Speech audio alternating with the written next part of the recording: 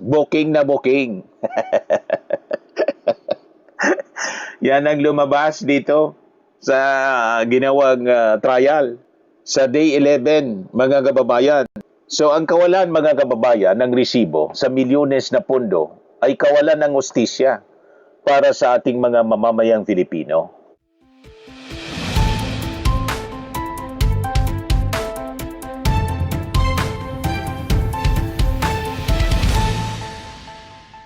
Hello po mga kababayan, si Dante Maravillas. O sa impeachment trial kahapon, Day 11, booking na po si Sara Duterte na wala talaga siya pong matinong mga resibo sa milyon-milyon na pondo na ginastos ng kanyang opisina. Bookingan niya, Mr. Maravillas. Booking na booking. Yan ang lumabas dito sa ginawang trial sa Day 11, mga kababayan. So ang kawalan, mga kababayan, ng resibo sa milyones na pondo ay kawalan ng hustisya para sa ating mga mamamayang Filipino. Isang malaking sampal sa bayan ng pundong dapat sa seguridad, mga kababayan, ay nilustay ng walang bakas at walang pananagutan. So ang malaliman, mga kababayan, na pagsusuri sa mga dokumento at ebidensyang iniharap sa Senado kung saan nakita ng taong bayan ang kawalan ng lehitimong patunay sa paggasta ng milyon-milyon na pondo ng bayan. At ngayong araw na to, mga kababayan, magpapatuloy ang pagsusuri. At malamang mas marami pang kaindik-indik na madidiskubre ang prosecution panel, mga kababayan, at ang ating mga mamamayang Filipino. 15 kahon ang prinisinta, mga kababayan. Ito yung 15 kahon ng katotohanan. Nilatag ng prosekusyon sa Senado ang 15 higanting kahon na naglalaman po ng libo-libong liquidation daw. Liquidation documents na patunay ng sistematikong pangungurakot. Yun ang napatunayan ko. O, di ba? At pagwaldas ng kabuang 612.5 million pesos na confidential funds ng OBP at saka ng DepEd. Isipin mo na lang na binigyan ka ng pera para sa isang napakalagang proyekto. Pero nung oras na para mag-report ka, ayun, nagpasa ka ng mga peking papel para lang dituhin ang mga tao at pagtakpan na naglaho na ang milyon na pera ng bayan. Iyon ang nangyari, mga kababayan. Walang kahit isang opisyal na resibo po ang nakita. Wala. So, binunyag, mga kababayan, sa trial na zero. As in, walang kahit isang valid na official receipt, official na resibo ang isinumite ni Sara Duterte para patunayan kung saan napunta ang daang milyon, mga kababayan, na pondo ng bayan. Matindi po talaga. Humingi siya ng milyon-milyon na pondo para raw sa security. Pero nung tiningnan ng mga auditors kung may resibo mula sa mga lehitimong tindahan o companies, wala. As in zero. Ang ipinasang katibayan, mga kababayan, ay mga pirasong papilang na ginawa-gawa lang para, kunwari, may pinagkagastusan.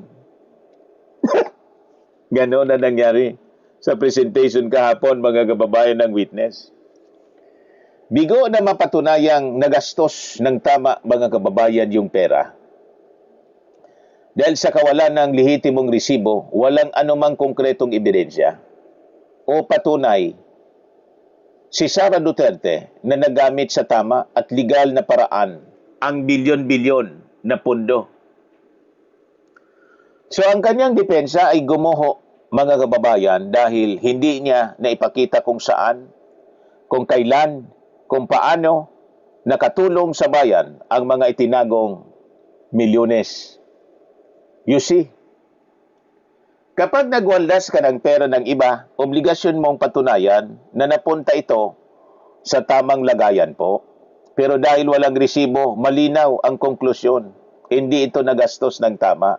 Kaya kung ano-ano na lang na mga pangalan ang nadiskubre. Di ba? Yung bago, ang dilim. Tapos may isa pang bagong pangalan, Alejandro Pikit.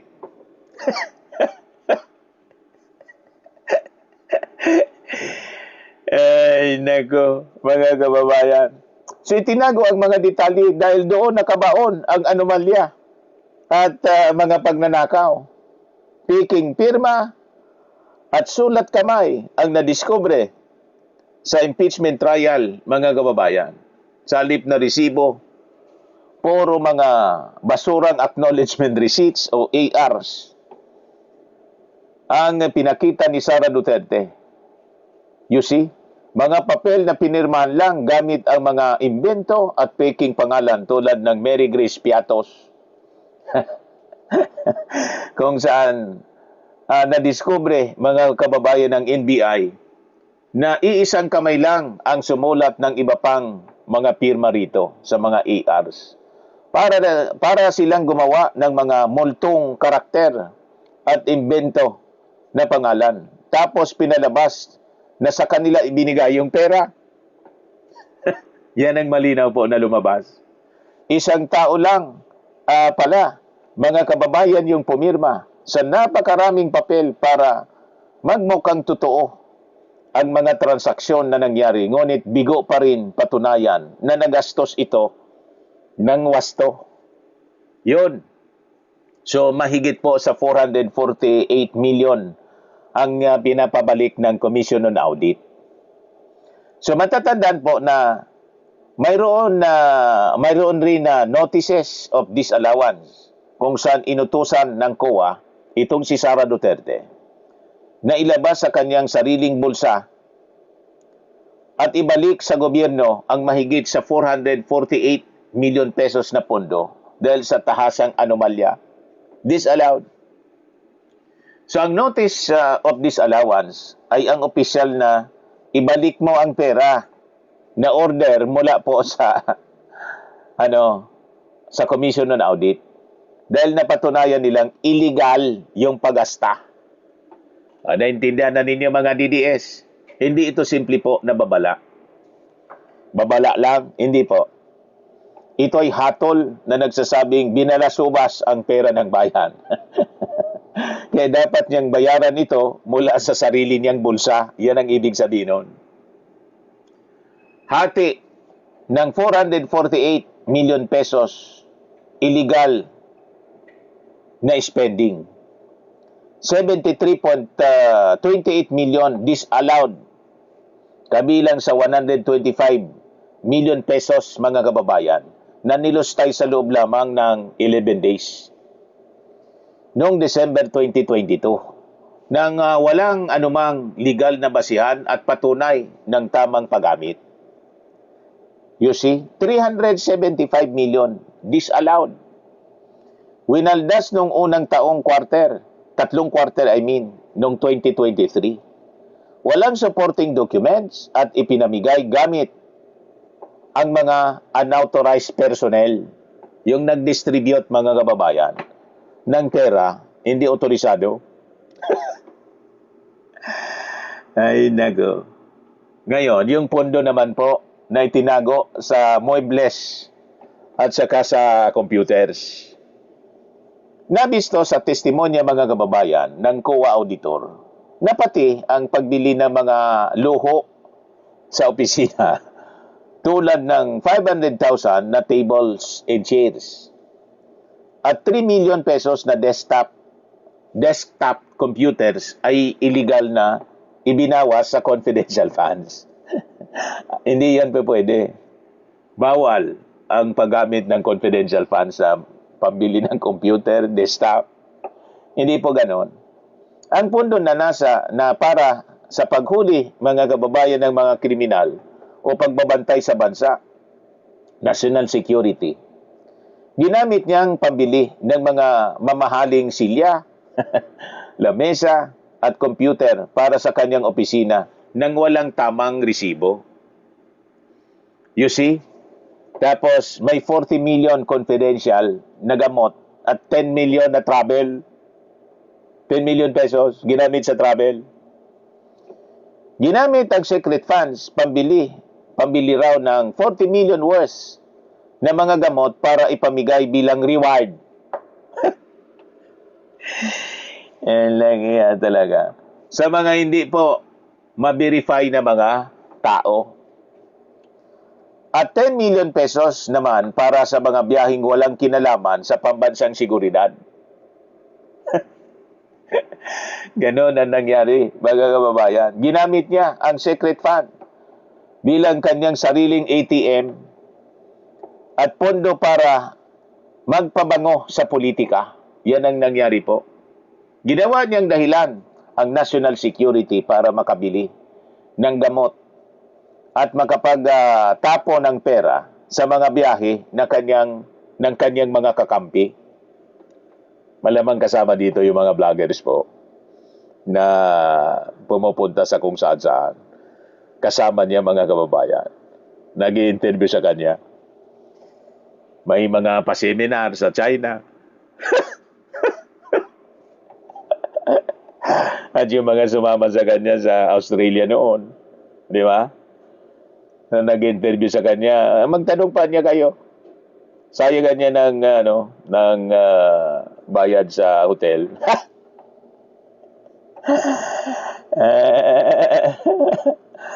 Now you know kung bakit yung mga vloggers, yung mga kababayan na ganyan. Buhay na buhay.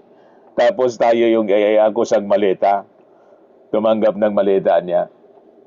Di ba? So, pero ang nakakatawa, wala pa rin itong mga resibo. Sign na hindi rin talaga niya ginamit ang pera sa pagbili ng gamot. Ito mga kababayan, wala, zero. Walang resibo na ipinisinta. So, mabibigat na batas na taas ang nilabag mga kababayan ni Sara Duterte. Ang technical malversation, Article 220 ng Revised Penal Code, mga kababayan. Kinasuhan si Sara dahil ang pampublikong pundo na para sana sa national security ay illegal niyang inilipat at ginamit sa mga bagay na hindi naman doon nakalaan sa batas. Gaya ng gamot, muebles at saka yung computers. Yung Anti-Graft in Corrupt Practices Act, the Republic Act 3019, Section 3, ang paggasta ng mahigit 448 million pesos na walang resibo at gamit ang mga peking dokumento. Patunay po siya, mga kababayan, ng gross and inexcusable negligence na nagdulot ng dambuhalang pinsala at nakawan sa kaban ng bayan. You see? Tapos, culpable violation of the Constitution at betrayal of public trust. Ang tahasang pagbalasubas sa COA DBM Joint Circular Number 15-01 at ang pagtangging humarap sa Senado at Impeachment Court upang magpaliwanag na umabot na sa ika-11 na araw, mga kababayan, ng trial. Ngayon, day 12, ngayong araw na to. Malinaw na pagtatraidor sa kanyang sinumpaang tungkulin bilang isang vice-presidente, mga kababayan. So, walang resibo, walang lusot. Tama ba? Walang resibo Walang lusot. Pananagutan sa pondo ng taong bayan. Kapag walang katibayan ng tamang proseso ng paggastos ng pondo ng bayan, dapat humarap sa batas. Tama po? Obligasyon ng sino mang pinuno, mga kababayan, na patunayan kung saan napunta ang bawat sintimo ng bayan.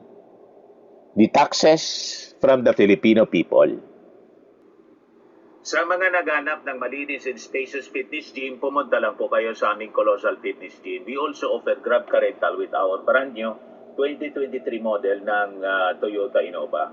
We also accept booking for those who are planning to travel via PAL, Cebu Pacific, and other airline companies, local and international, and bills payment for Meralco Bills, PLDT, Aleco Bills, etc. Ang Colossal Fitness Gym is located at 3rd floor Security Bank Building, Landco Business Park, Legazpi City, Albay. For inquiries, look for Chilon Maravillas. Contact number 0966-802-0949. Yan yung aming Innova. Lagi na pong matao sa amin. Pati mga foreigners po, tingnan ninyo. Mga British tourists sila. Ang lalaki ng katawan na, mga kababayan, nag-gym sa amin. Ito naman po, Indian National. Ito mga mga European sila. Ito naman yung bago naming product na binibenta online, iGlow Serum. Whitening po siya galing sa South Korea. Tingnan ninyo yung epekto sa ating anak na architect entrepreneur, Riz Maravilla. Ito naman po yung aming Firmax Firming and Lifting Cream. Pinapahid po sa mga pulses in other affected area. Mainam po ito sa mga pains at paninigas na mga kasukasuan. Ito po, Automax Radiant Serum. Sa mukha naman yung application. Anti-aging po siya. You will look 10 years younger than your age. Ito naman po yung bagong product naming binibenta online. I am Worldwide Amazing Pure Organic Barley Powder Drink Mix from Australia. Mainam po ito sa mga cancer patients. And gusto din ninyo pong itry itong I am Amazing Choco Barley. For your inquiries and orders, dumiretso na lang kayo sa aking anak na architect entrepreneur, Riz Maravillas. Sa mga mahilig naman po sa mga imported bags and wallets, dumiretso na lang kayo kay Ma'am Eileen Rosales. Eileen Closet, nakabase siya po sa Amerika. Yan yung kanyang live selling. Every Sunday, 7 o'clock in the evening po, Philippine time.